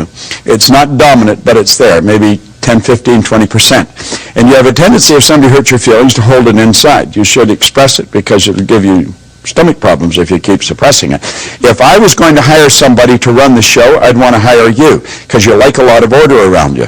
You'd make a good engineer, a good accountant, a good lawyer, anything like that because you operate dominantly from the left hemisphere of your brain. If I was going to sell you something, I'd get lots of facts and figures. I'd go out and do shopping and I'd give you all the facts and figures and I'd say, Mike, why don't you study this for a while and I'll come back next week. How accurate am I? I'd say probably 95%. 95. Well, you give me this 5%. I think I'm 100% right. Now, you see, you don't actually hide anything. If I was taking Mike out for something to eat, I wouldn't take him where I'd go. I'd take him where he'd get his teeth into some steak and potatoes maybe, because he doesn't necessarily want a lot, but he wants something substantial. You just throw me a cracker, throw me something, anything to take away the pain, I'm fine. I'll say, let's keep on going. Mike's not like that. And he has a persistent streak in him. He's a good money guy. He likes to get it and he likes to keep it. So if he told me he couldn't afford it, no, he's not telling me the truth. You're a little bit like that too. All right? And you can actually feel the energy around the person. Now, how many think that I've got some special talent? I'm able to do that. I don't have any special talent. I have just developed something that we've all got. It's called an intuitive factor. And you develop this intuitive factor, and you're going to find that you'll just be aware of what's going on around you. You can read people like a book. What is your name, sir? Chad. Chad? Chad's got a very shy, sensitive side to him. He really does. You can hurt his feelings very, very easy. Now, he's the same as you, only he's dominantly right brain with a little bit of left. You're dominantly left brain with a little bit of right. Okay? You're very creative. A lot of creative ideas flow into your mind. You know, but you're also very sensitive. It's pretty accurate, isn't it? Yeah, it is. He probably feels uncomfortable that I'm even bringing it up. All right, now, you see. And the last one, of course, is reason. Now, understand this. Yes, you watch this DVD, and you want to put it on and watch it, and you want to get it, and you want to put it on, and you want to watch it over and over and over again, because what we're going into now is very important, and most people never understand it in their entire life. It costs them millions. I could earn $1 million so easy it would make your head spin. Earning money is a simple thing to do when you know how. If you don't know how, you could work all your life and not be able to do it. The conscious mind is the intellectual mind, and the conscious mind can think. This is really important that we understand this. This is what most people do not do. You just watch the average person. They'd never do what they're doing if they were thinking. They'd never say what they're saying if they're thinking. We have the ability to think. We can tap into an infinite power, and we can build any idea in our mind. Now, every great leader, as far back as you can go, have taught us that we become what we think about. What do you think about? All right?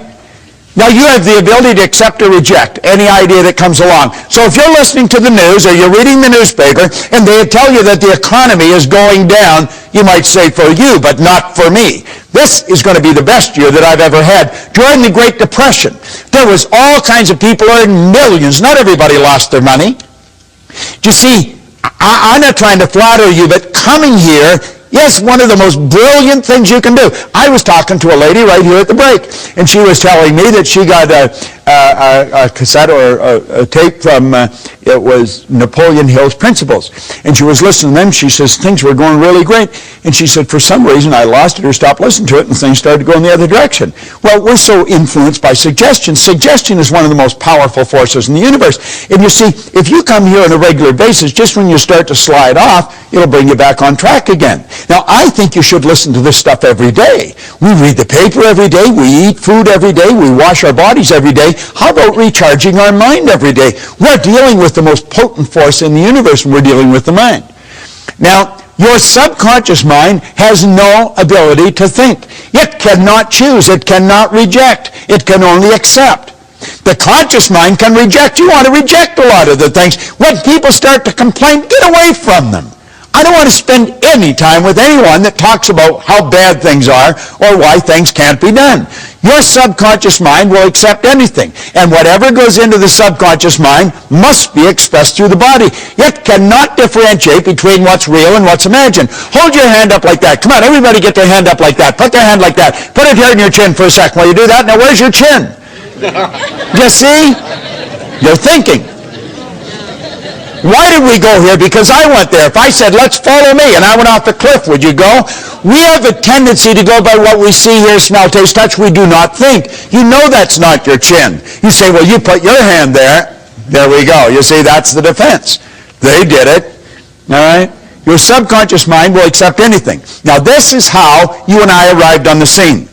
A baby, when a baby's born, its subconscious mind is wide open. You can put anything in it you want. The baby's mind is wide open. Every thought that goes on around the baby is going right into that baby's mind. You were a baby. Go back and ask yourself, what was the environment like that I was raised in? What did the people work at? What was their attitude towards money? What was their attitude towards potential? You see, if we start asking these questions, then we know what's programmed here into our subconscious mind. Now, any idea that goes into our subconscious repetitively becomes fixed in there. That's what we call a conditioned mind. It's a multitude of fixed ideas. Fixed ideas are more commonly called habits, and a multitude of habits are called paradigms. How did we get in the habit of doing things? By the idea going in the subconscious mind. It's the repetition. Do you remember when you first started to drive a car, you probably thought you were going to kill yourself. And so did the person that was teaching you. That's why they were so scared. And I mean, you were having a terrible time, the clutch, the brake, the gas, and now you're steering with your knee, you're looking for a pen while you're talking on the phone, and you're in traffic. It's the subconscious mind that's doing it. When you're on the highway, your subconscious mind is driving. You're not really paying attention. The subconscious mind's driving. Go to pass a transport truck in the rain when there's a heavy overspray. You go from automatic pilot to conscious, and you're holding that wheel, and when you get past, you slacken off and back on the subconscious mind again. See, this is all automatic. Well, you and I were programmed, and the problem is we were programmed with their limitations. Where did they get the limitations? From somebody the same way. We've got to understand this. Someone else may have been responsible for making us who we are. We're responsible for changing it.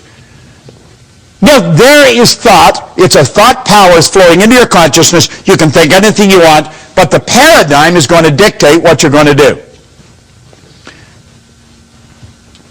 The thoughts that you think are largely controlled by the paradigm. See, if you're conditioned, as I say, to earn $50,000 a year, what are the odds of you thinking of earning $150,000?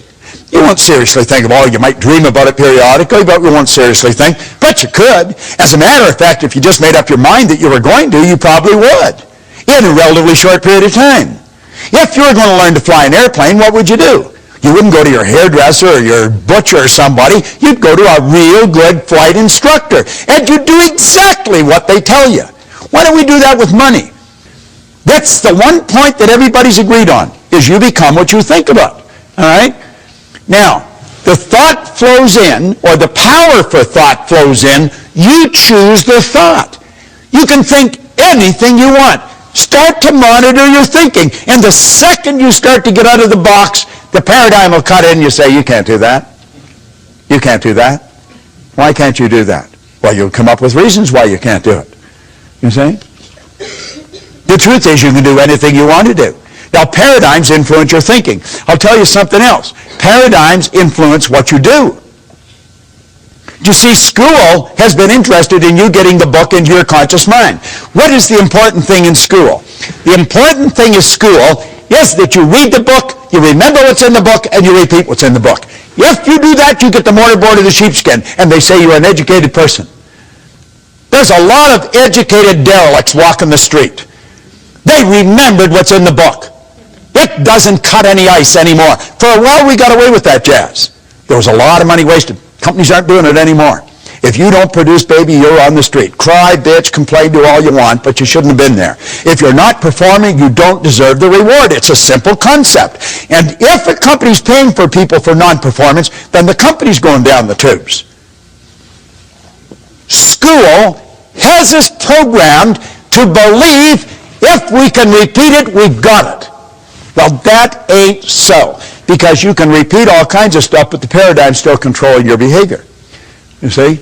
School gave us the knowledge. However, school never taught us how to alter the paradigms. If you don't learn how to alter the paradigms, it's never going to happen. Got to alter the paradigm. See, you want to improve your results, or you wouldn't come here. I don't think you're coming here because you had nothing to do. I think you're all very busy. The people that have nothing to do, they wouldn't come here. It's a bit of a paradox. They're the ones that need it more than you do. All right? Now, what does the program tell us to do? This is the way we are programmed. The starting point is results. We look at the results we're getting. The results cause us to think the thoughts we're thinking. This is a formula for losing, by the way, but this is the way we operate. You look at the x-ray. You look at the bank account. You look at the present relationship. If you're letting present results control your thinking, you're on a losing track. The thoughts cause the feelings. The feelings cause the action, and the action produces more of the same. If you're having financial problems today, you probably were a year ago. If the student's getting an D average in school, it probably did last year. We think we've got to cram more information. No. Put the books away. Sit down, teach them something about themselves. Get them to see themselves as an honor student. Get them to relax, totally relax when they write the exam. They've got all the information there and it'll flow out. They've got to start to see themselves as worthy of the good life that they desire. When I left public school, Miss Strawn, who was a nice lady, she said, Bob, where are you going to go? And I said, I'm going to Malvern Collegiate. Oh, Bob, don't do that. Go on over to Danforth Tech, get a trade. You'll never do well in the business world. I got people like Price Waterhouse, Prudential, some of the largest companies in the world. They'll pay me on the ass to go in and work with their executives, and I would never do well. Miss Strawn was wrong, but I believed what she said until I was 26. And consequently, I never tried to get a good job. I always had a dumb job, hated the job. I remember working for a guy in the West End of Toronto. He was not a nice man. He really was not a nice man. And of course, I was poor as a church mouse, so I didn't even have a car, and I had to go from the East End to the West End in busy traffic and in cold weather all the way across the city to work for a guy I really didn't like, to do something I absolutely hated, and all the way there I was afraid I was going to get fired. Now, this is nuts. This is insanity. Do you know that there's a lot of people like that? Right in this building, there's people like that. Doesn't make any sense. They're starting with the wrong end. They're letting the present results control them. Think of this for a moment. Your starting point should be ideas. Let's let the present results dictate where we've been at. Let's learn something about ourselves. Let's start with the idea in our mind. What do you really want? Let that idea then dictate how you feel. How you feel is going to control how you act, and how you act is going to produce the results that you're getting. That's the way you improve the results. And then you look at the improved results, you adapt to the change in the conditions, circumstance, and environment, and then you start out with a new idea. You see, it all boils down to decisions. It really does. You got to make the decision that you're going to change. Now, do you know what your habit pattern, for many of you? Your habit pattern brings you to this building. It brings you to these seminars. But many of you come here and you go back and you do exactly the same thing. I want to suggest that you make a decision today. You make a decision that you're going to change the whole deal. I talked about a gold card. Well, we've given away a lot of gold cards. We put them in a plastic sleeve so you can carry them loose in your purse or your pocket.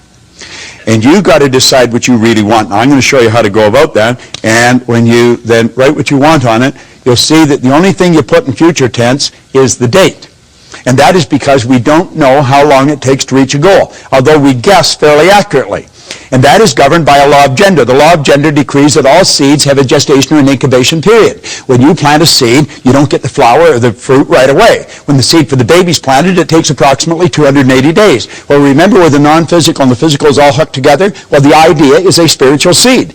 It's made from exactly the same stuff the physical seed's made from, and it's subject to exactly the same law. We just have not developed the awareness of what the gestation period is, so we guess. And oddly enough, we guess fairly accurately. Everything else on the goal card should be written in the present tense. I am so happy and grateful. You've already got it in your conscious mind, and as you get emotionally involved, you've already got it in your emotional mind, and it's only a period of time until it moves into form. You got to make the decision. So you start out, your goal. That's the idea. You see the goal. This is where I am. And then that will dictate the kind of feelings you have. You see? That'll dictate your actions. And that'll produce the win. Then you build another big, new, exciting goal. Now this is all, it's so basic and it's so simple and yet so misunderstood. But you can understand it. You see, you want to make the connection between your mind and your prospect's mind or the other person's mind, because that's where you make the connection. You make it on a mental plane. That's where the sale's made. Those of you who are in sales, it's all made. It's a mental thing. That's not everything. They think it's physical. It's not physical at all. The physical is just the expression of something that's already happened. You want to practice about 15 minutes a day. Get your get your performance down pat. I know a few movie stars that are pretty big ones. And you know something? They do this so beautifully. It's called imagined reality. When you watch a movie star at work, they're living the part. You see, they're not just reading a script. They're not just repeating memory work. They took the script, they read it, they reread it, they reread it, they memorized it, they internalized it, they became it. Yeah, and it's perfect. That's what we want to do. We want to write our own script. And most people don't understand that. Now, this is very important. We're going to go through it very fast. You're either living in ignorance or with knowledge. Now, we're all living in both. We know certain things, and there's certain things we don't know. Now, let's stop and think, because this is very powerful. You can think anything you want. Most people that don't understand something, they have a tendency to doubt and worry. Doubt and worry. They have taken a power that was unadulterated, it was without form, and we've given it form, a negative form. We built a negative picture. We take and we internalize that negative picture. It sets up the only emotional state it can set up, sets up a vibration of fear. Now, fear can only be expressed through the instrument that you're living in, your body. And so it expresses itself in what we call anxiety. Now, anxiety is not expressed, it's suppressed. Yet the suppression then turns to depression. This person's on a losing track. Don't even know what they're doing. The depression turns to disease, and the disease turns to disintegration. Now, that's a process. That happens so fast, the person doesn't even know what's going on. And you know what's causing it? Ignorance is their problem. What are they taking for the anxiety? Valium or something like that. We got them on Prozac or Valium or some other drug so that we got them so stupefied that they don't even know they're doing it to themselves. Should we educate them? I think so. What is education? To reduce, to develop, or to draw from within. Let's bring out something in the person. Let's go back to our thinking. We want to develop understanding. There is only one way to develop understanding, and you're doing it. You're studying. There is no other way of developing understanding. That's what these programs are all about. Solomon said, in all you're getting, get understanding. Understanding is what leads to faith. It's the opposite to that demon fear. James Allen said fear can kill you as quick as a speeding bullet, and it can. The faith base is expressed through the physical being in well-being. Now, the well-being is expressed. You don't hear somebody that's really in a great vibration. You say, hi, how are you? And I'm really excited. You know? They don't do that. You see it in the way they walk. You see it in the way they talk. You see it the way they meet great people. They're alive and they know it. That turns to acceleration. They're picking up speed. This is the way the universe operates. You know why? Because they're at ease. They're not uptight. The person that's anxious and depressed, their body is, it's no wonder their heart snaps. Take your fist and clench it tight and see how long you can keep it that way. That's the way some people's bodies are. Well, you want to put your body in a totally relaxed state. And then this power flows freely through you. No kinks in the hose. And I'm going to tell you, you'll have lots of juice flowing and you're going to feel like $1 million. And you become very creative. And that's called creation. You see? Now, what do you think about? What do you spend your time thinking about? Most people spend their time thinking about just whatever's going on around them in a given period of time. Now we say to ignore the power of paradigms to influence your judgment is to put yourself at risk when exploring the future. This idea of paradigms, you've got to understand it. You want to get back into that stick person. As I say, get that DVD, watch that thing. If you made up your mind, you're going to put that DVD on, you're going to watch it every day for maybe 2 months. Every day. You wake up in the morning, it would be the best investment of time because it's the repetition of hearing this over and over and over again that's going to cause you to step out and change it.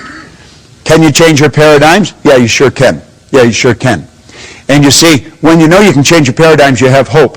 See, I was controlled. I was unhappy, sick, and broke, and I was lost. I had no hope. Why? Well, I just couldn't see how it could happen. And you know what Ray gave me? He gave me hope. And you know what happens when you have hope? That means that you have options.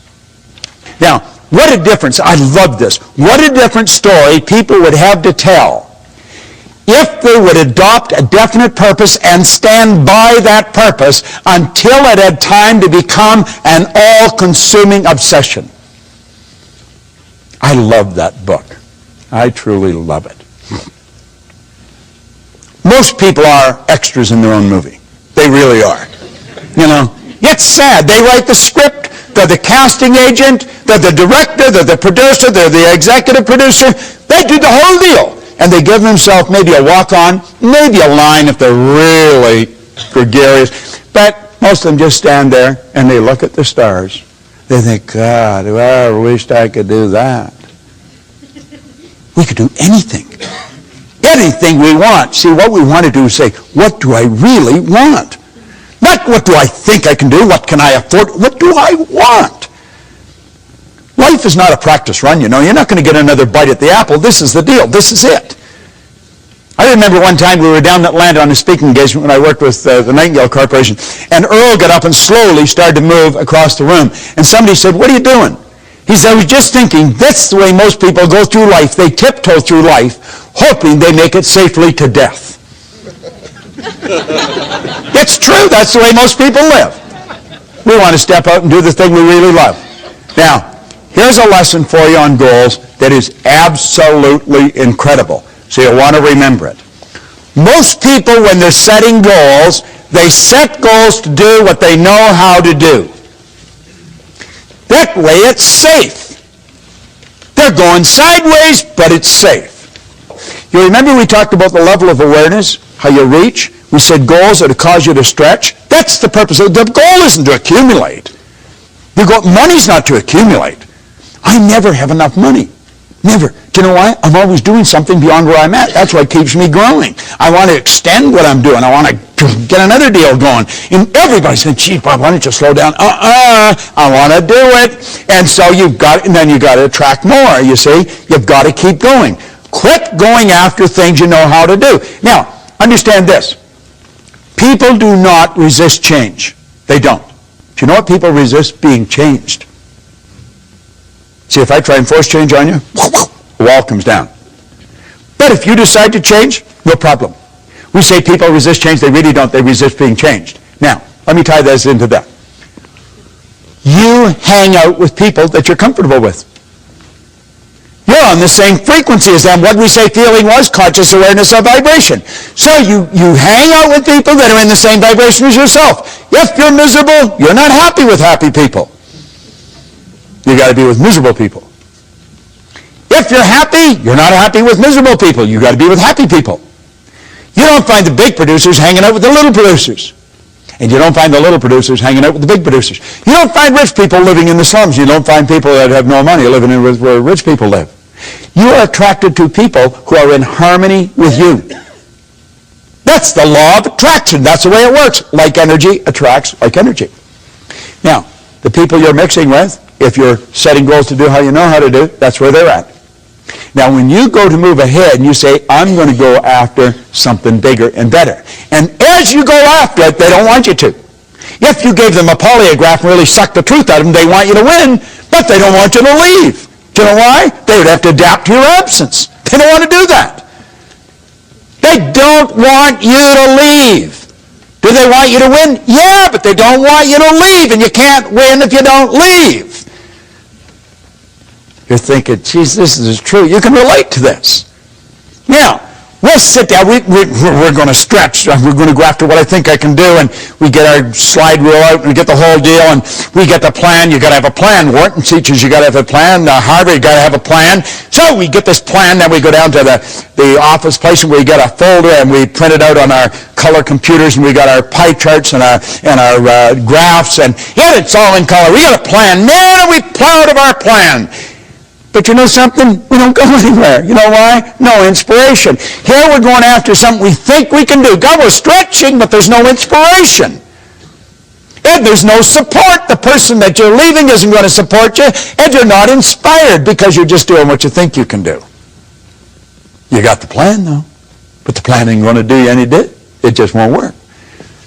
Now, if you go after what you want, you're going to fantasize. And you've been taught that's a no-no. When you were a little tiny girl or boy, you could fantasize. The mom would just leave you there and let you play with the pots and pans, and you did all kinds of great things with them, and you were fantasizing. But when you went to school, the teacher come down, pay attention. You were being bad. You weren't paying attention. Your mind was wandering. You left the room. You left your body there, but man, you were on a trip. And they punished you. Now, you don't have to punish a person for so long, they'll stop doing whatever it is that they're doing to get punished for. So now we have these great big companies, and we got little recreative departments. Why? We don't want people to be fantasizing. Fantasy is where everything started. This building was nothing but a fantasy at one time. Somebody got the idea of putting a whole bunch of theaters under one roof. They said it'll never work. So we go from what we know we can do to what we think we can do, but there's no inspiration, and so we go back to what we know we can do. And we get bored there, and we go back to what we think we can do, but there's no inspiration and no support till we go back to what we know we can do. You see? And that's the end of the story. We're all screwed up, and we don't win. You see? But the seminar said, choose a goal. I choose the goal. It's what I thought I could do. Got to play it safe. You got to be realistic. This realistic jazz is for the birds. All right? Look here. There's the 3 stages of creating the life you want. And if you want to go after what you want, you got to fantasize. So you start out here, and you build a fantasy. And you see yourself doing what you want. Doesn't matter how you're going to do it, you build the fantasy. You see the picture. Doesn't matter where the money is. Now you got to turn that fantasy into a theory.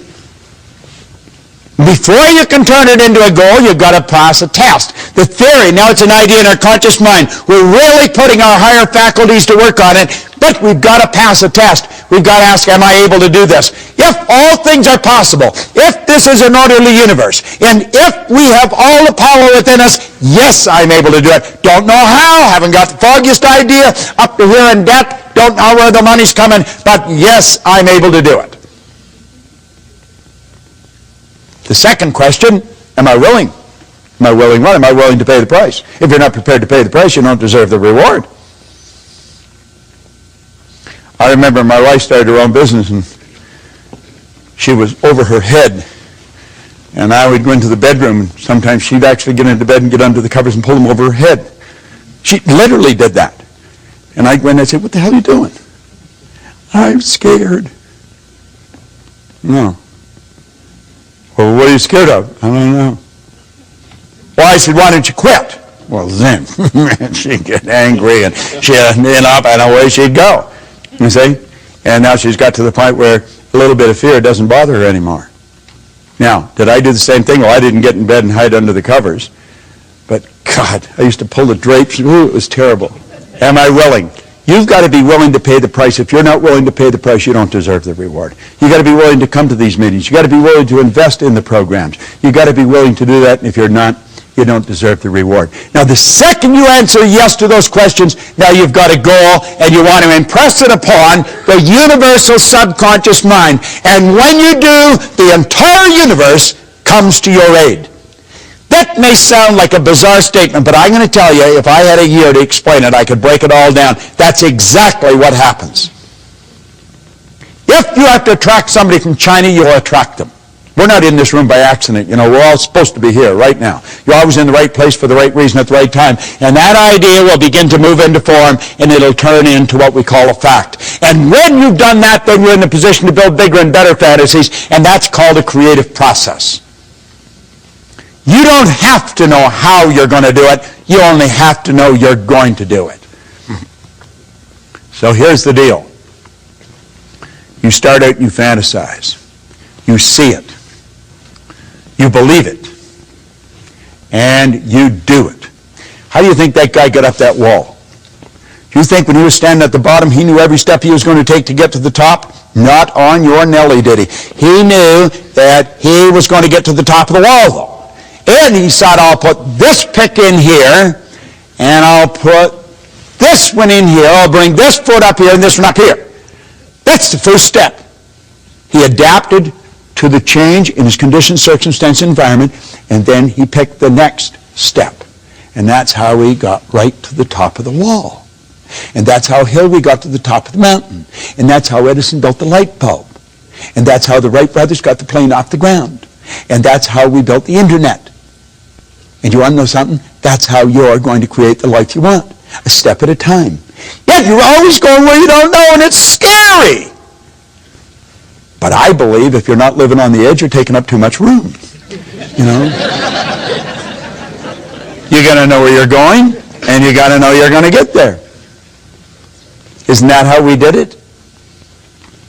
Do you know what Dr. Warner von Braun said when John Kennedy asked him what it would take to build a rocket to the moon? He said, the will to do it. That was it.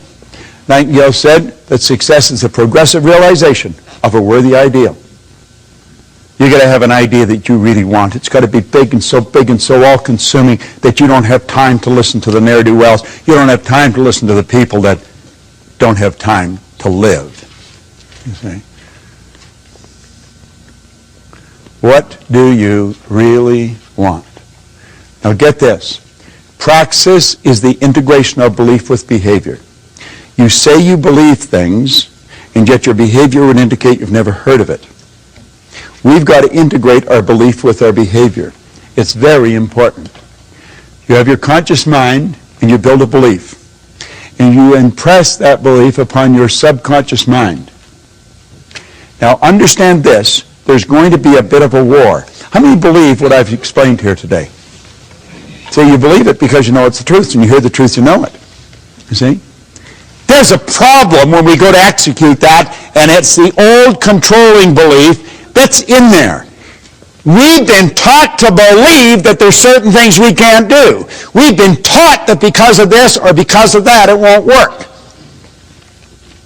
I'll give you a good book to get and read. Go and read Up from Slavery by Booker T. Washington. There's a guy that, he had all the strikes against him. But he had an image.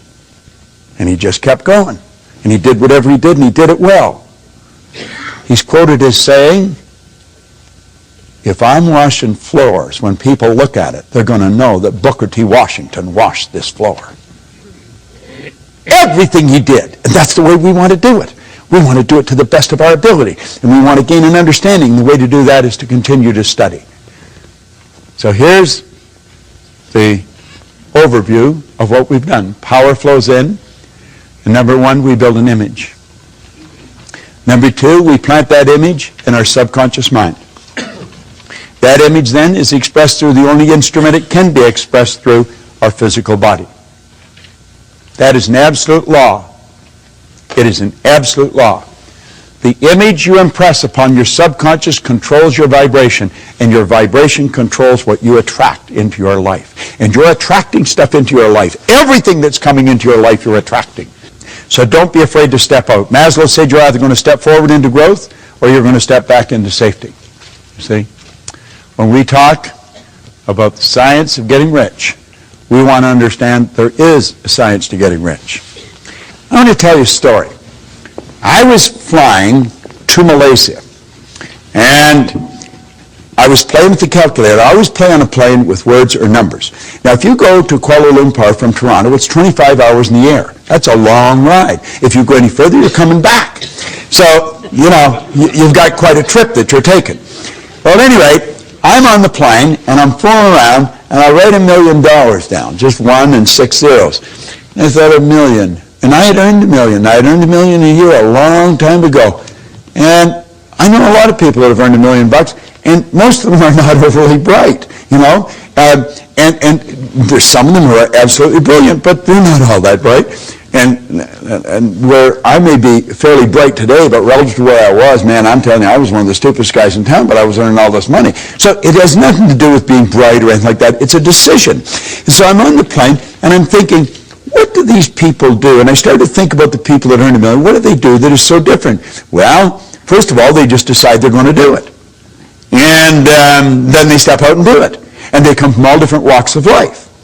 But all the ones that I knew that did it are all locked into this. Michael and I were talking about people being seminar junkies. And I said, I've been a seminar junkie for 40-some years. And I wouldn't want to be any other way. I feel sorry for the people that are not. Because you see, that is a very crude way of saying that a person's really into the development of themselves. Well, I took a look at the people that earn the money, and I thought every one of them, without exception, are really locked into studying. They never stop studying. They have just magnificent libraries of CDs and now DVDs and cassettes. I've got it right back to the records and the old record players. I've got them all. I've kept them all. The record player they used to drive around with in Vic Conant's office in Chicago, I took it down and gave it to him one day. But, I thought, we should teach people to earn $1 million. And so when I got off the plane, now this is way back 1990, I got off the plane and I got on the phone. And I phoned Mark Victor Hansen, and then I phoned Val Vanderwall, who's gone now. And I mean, it was the middle of the night here, but I wasn't thinking of that. It was, the clock had turned around. And I got them out of bed, but I got excited, and I was telling them what I was going to do, and they said, geez, it's a great idea. So there was a bunch of us. There was Jack Canfield and Mark Victor and Vanderwall and Lee Poulos, and there was a group of us, and we put together a program, and we taught it in Hawaii. And we were teaching people to earn more money. Now, we knew how to earn it, and we were teaching the other people how to earn it. And one of the things we were teaching them is you got to lock in to study. You got to study every day. We eat every day. We wash ourselves every day. We get dressed every day. There's certain things we do every day that's religious. You've got to study every day. You've got to allocate a part of your income and a part of your time to your own development. And that was part of the lesson. And they all knew that we did. I mean, take that Think and Grow Rich book. I mean, I read that every day. So at any rate, we started, and Jack and Mark come up with an idea, and they said, Proctor, we're going to do a book. And we had brainstorming sessions going, and they said, you got lots of stories, give us some stories. And he said, we're going to write a book. And there was a gal there, Cindy Spitzer. I remember, I don't know if she ever got credit for this, but she was from over on the East Coast, around Philadelphia somewhere, and she said, you should call that Chicken Soup for the Soul. And so they're going to write 101 stories, and they were going to package it and sell it. And I said, that's a pretty cool idea. And Mark says, we're going to sell 50 million of them before the turn of the century. And I'm thinking, well, you know, I'm a pretty good thinker, but that seems like a little far out to me. I mean, if you sell $1 million, you're doing pretty good, but 50 million, and you're going to do it before the turn of the century? Well, they didn't sell 50 million, they sold 74 million. And it was considered the publishing phenomena of the decade. Now get this, they didn't write anything. They never wrote any books, none. They had other people writing the stories, sending them in. They had somebody else collating, somebody else editing, somebody else publishing, somebody else selling, and they got the money. You know why? It was their idea. Now, this came about, it's called intellectual property, and it came about because they study and they expanded their mind. And that's what you're doing here. Now, you said that most people are extras in their own movie. You're no different than Mark or Jack or Bob or Lee or anybody else. You're exactly the same as them. And what you want to do is make up your mind when you go home. You're going to lock in and you're going to get your chicken soup concept. The DVDs on this are what you need. You've got to get on, order them, and start watching them. Lock yourself in. You don't have to watch the whole thing. Just take a section of it. But take 15 minutes every morning, or do it like you exercise your body. People go out walking. They do it at the same time, same number of times every day. Well, get into this. The beautiful part about this is it's all being recorded. You know that 66% of what I've said you'll have forgotten by tomorrow morning? 90 to 100% of it will be gone within a month. But if you keep repetition, if you keep programming it into your mind, you're going to find that you'll start to do it. That's what the actors do. I know a number of actors, pretty big names. And you know something? They're ordinary folks just like you and me, but they become great actors because they program the script into their mind until they become the script. And that's what you want to do. Some of this information, it's worth millions. I don't know if you realize just how valuable it is. I have been studying it for 43 years with some of the most brilliant people in the world. You got the whole thing locked on a little disc that you can watch and listen, and you go over and over and over, but always doing it thinking towards a goal. Phenomenal information. Don't for a second walk out of here without making a big decision that you're going to do something with it. I want to congratulate Michael on the work he's been doing. He's been doing it for a long time, and he does a good job. And I don't know anybody else anywhere in the world that's doing this. And now, of course, he's even topped what he's doing by putting it all on DVD. Lock in, build yourself a library of these things, and then take time every now and then. Sometimes you take a couple of days and just do nothing but totally saturate your mind with it. And you're going to find it'll pay huge dividends for you. The people that I was working with that were in the millions, they're just ordinary people like you and me. But the difference is they get the idea and they apply it. They apply it. They apply it. And it's in application. It's not just studying. It's in application. Thank you very much. Thank you.